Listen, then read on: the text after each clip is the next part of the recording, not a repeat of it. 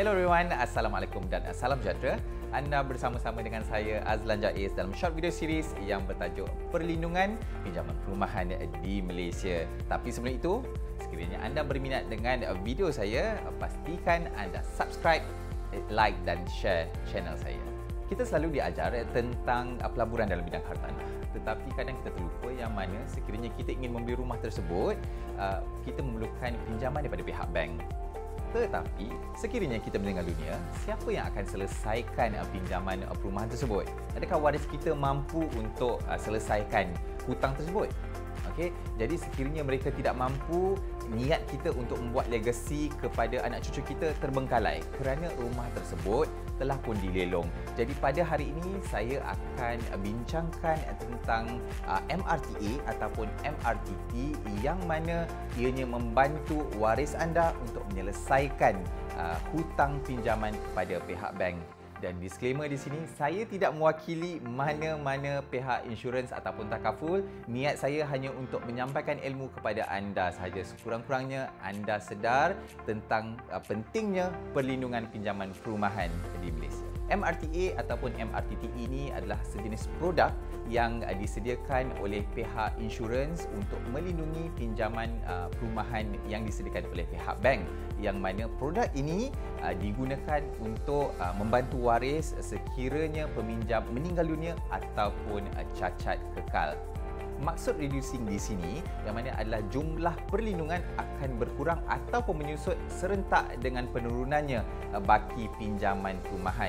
Dan perbezaan antara MRTA dan juga MRTT adalah A bermaksud assurance, iaitu produk ini adalah produk konvensional, dan T adalah untuk takaful yang mana produk ini berlandaskan syariah.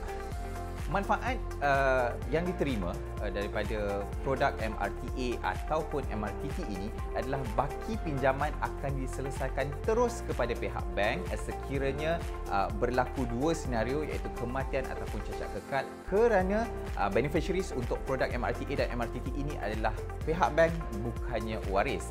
Jadi seperti yang saya terangkan sebentar tadi, dua senario untuk pihak insurans membayar pampasan kepada waris ataupun peminjam itu sendiri adalah, yang pertama sekali adalah kematian, yang mana kematian ini tidak kiralah disebabkan oleh kemalangan ataupun natural death.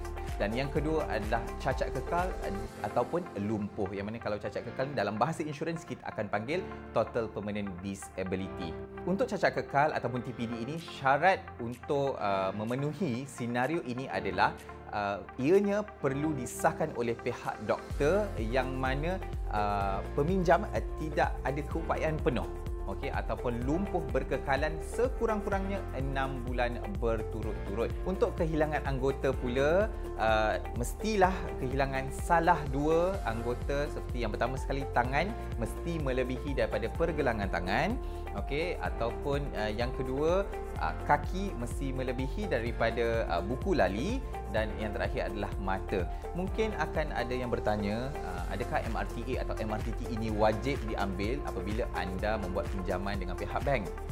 Ianya adalah tidak wajib sama sekali, dan sekiranya ada ejen yang memaksa anda untuk mengambil produk MRTA atau MRTT ini, sila laporkan kepada pihak bank negara kerana perbuatan itu adalah perbuatan yang salah. Tetapi bagi setengah bank, mereka akan memberi pilihan kepada peminjam. Sekiranya mereka mengambil MRTA atau MRTT dengan pihak bank, okey, mereka akan memberi sedikit pengurangan untuk kadar faedah. Dan akan berlaku sebaliknya, sekiranya anda tidak mahu mengambil MRTA atau MRTT dengan mereka, mereka akan menaikkan kadar faedah anda. Tadi saya dah terangkan tentang manfaat daripada produk ini, dan kali ini saya akan terangkan tentang kekurangan produk MRTA ataupun MRTT ini. Okey, tiada yang sempurna dalam dunia ini. Begitu juga dengan produk MRTA atau MRTT. Yang pertama sekali adalah wang pampasan akan dibayar terus kepada pihak bank dan tidak akan dibayar kepada waris kerana tiada surrender value from the policy itself. Okey, yang kedua, perlindungan MRTA atau MRTT ini tidak kalis kepada kenaikan kadar asas yang telah ditentukan oleh pihak bank, kerana OPR ditentukan oleh pihak Bank Negara Malaysia. Jadi naik turunnya base rate ataupun base lending rate ini akan mempengaruhi pinjaman anda, kadar faedah pinjaman anda. Jadi untuk produk MRTA atau MRTT ini, ianya tidak kalis kepada kenaikan ataupun penurunan kadar faedah tersebut. Untuk perlindungan MRTA atau MRTT ini, ianya tidak kalis kepada kenaikan ataupun sebarang penurunan base rate yang telah ditentukan oleh pihak bank. Dan sekiranya berlakunya kenaikan untuk kadar faedah, apa yang mungkin berlaku adalah sekiranya peminjam meninggal dunia, waris perlulah menambah ataupun membayar lebihan untuk shortfall kepada pihak bank. Yang ketiga, sekiranya peminjam memasukkan bayaran untuk premium MRTA ataupun MRTT ini kepada pinjaman perumahan tersebut, anda perlu ingat yang mana kadar faedah akan dikenakan kepada premium atau contribution tersebut, yang mana pada akhirnya bayaran anda untuk MRT atau MRTT ini akan menjadi sangat tinggi. Dan yang terakhir, sekiranya premium ingin ditanggung sendiri oleh pihak peminjam, anda perlu membayar terus kepada pihak insurans ataupun pihak takaful operator itu. Anda tidak boleh membayar secara bulanan, tetapi anda perlu membayar secara one lump sum kepada pihak mereka. Jadi, perlukah anda mengambil MRTA atau MRTT ini? Jawapan dia adalah bergantung kepada keperluan anda.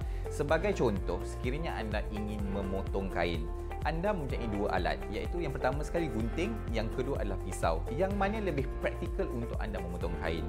Pada keadaan ini, yang lebih praktikal adalah gunting berbanding pisau. Jadi begitu juga dengan MRTA ataupun MRTT. Jadi sekiranya anda berniat untuk menetap di rumah tersebut bukan untuk sebarang pelaburan, jadi MRTA atau MRTT lebih sesuai untuk anda. Mungkin ada yang bertanya, sekiranya anda tidak berminat untuk mengambil produk MRTA atau MRTT ini, adakah ada cara lain ataupun solusi lain untuk anda gantikan produk ini? Jawapannya adalah ya. Yang mana sekiranya anda tidak berminat dengan produk MRTA atau MRTT, anda boleh gantikan dengan produk MLTA ataupun MLTT. Dan pada video akan datang, saya akan kongsikan apa itu MLTA dan juga MLTT, dan sekiranya anda masih tidak berminat, anda boleh gantikan dengan solusi yang ketiga. Jadi terima kasih untuk masa anda yang anda luangkan bersama dengan saya pada hari ini. Kita akan jumpa pada video yang akan datang. Thanks, bye.